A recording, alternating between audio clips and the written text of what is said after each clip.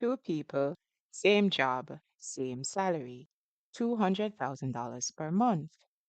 But when they get paid, they don't take home the same amount. How is that possible? Let's break it down with a simple example. We have person A and the person B, both earning $200,000 per month. Person A does not contribute to pension, so their deductions are NIS, education tax, income tax, and NHT. Their take home pay is $174,622. Person B contributes 5% to pension. That's $10,000 per month. Because of this, their income tax is slightly lower. Their total deductions are higher. So now we compare.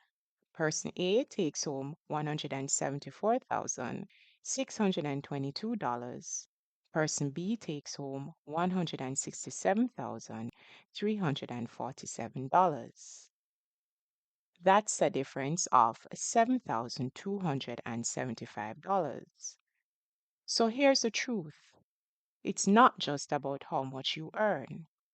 It's about what is deducted, what you contribute to, and how your taxes are calculated. Even if two people earn the same salary, their take home pay can be different because of pension contributions, tax differences, and other deductions.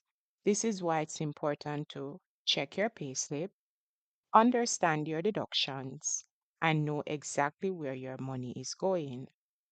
Two people can earn the same salary and still live very different financial realities because their take home pay is not the same. So the real question is, how can you legally keep more of your salary? In the next video, we break that down. Stay informed, stay protected. Don't just work hard, work smart. Know your rights, Jamaica.